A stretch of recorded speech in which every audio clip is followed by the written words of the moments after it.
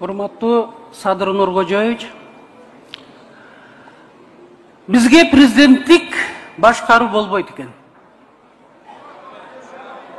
Башынан кандай кыйынчылык өтсө дагы, кимиси болбосун президенттик тактага жеткенде монстрга айланат экен. Ошон үчүн биздин өлкөдө президенттик парламенттик башкарууга өтүшүбүз зарыл. Биринчиден, мына азыр эле айттыңар, Кечиресиздер, давай угалы, азыр анын үстүндө намаз жумага чыгыш керек, убакыт келип калды. Менин убактым азыр кетип калды, ошону эске алып койсоңуз төрага. Ар ким өзүнүн оюн курултайда айтууга акысы бар. Мен билем, кээ бирлериңер областтын, бийликтин, балким өзүнүн чечими менен ошол жактан келгенсиңер. Бирок менин сөзүмдү бөлбөй турсаңар.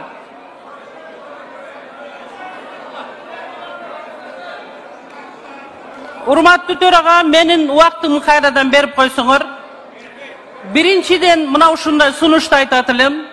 Бул маселеге кайрылып келиш керек. Садыр Нуркожоевич, анткени сизден кийин кандай адам келет? Өлкөнү каяка алып барат? Бул биринчи маселе. Экинчиси, кем байлыктар боюнча.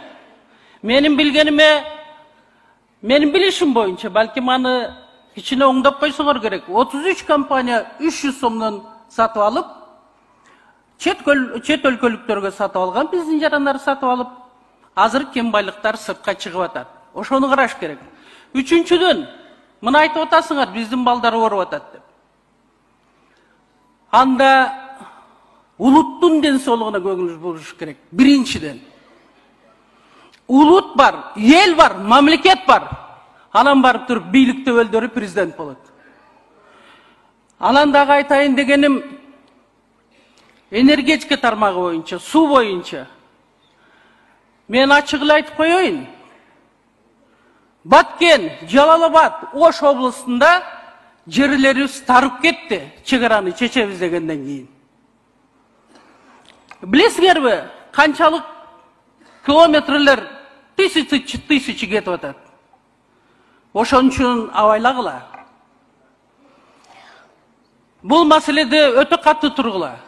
Мен дагы бир нерсе боюнча айтып коеюн. Камбарата бирди, урматтуу Акылбек Үсөнбекович. Могу жерде сүйлөп кеттиңиз.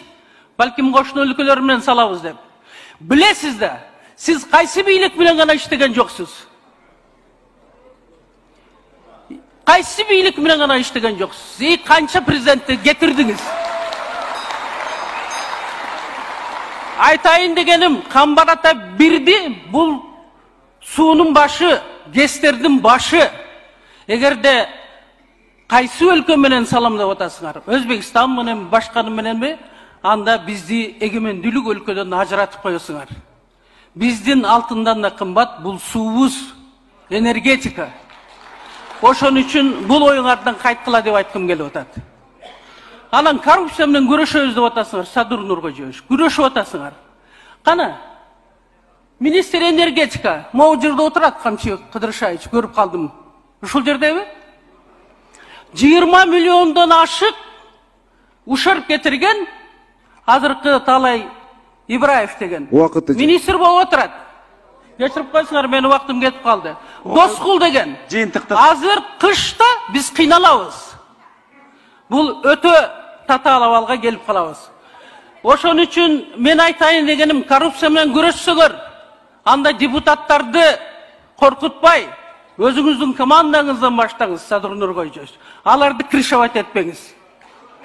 Бул өтө орчундуу маселе. Сөзүмдүн аягында, албетте мен убактымды алып койдуңар. Урматтуу Садыр Нуркожоевич, сиздин президенттик кызматка барып атканда өкөөбүз Ош шаарынын стадионунда бүтүндөй улуу арбактардын алдында кандай уадаларды бердик элек? Ошону аткарыңыз. Кээ бирлерин аткарып атасыз, тескерисинче болуп атат. Ошондо мен сизден сурандым эле. Кара сууда мына өзүңүз кечигип калдыңыз, ошол тумандын айынан.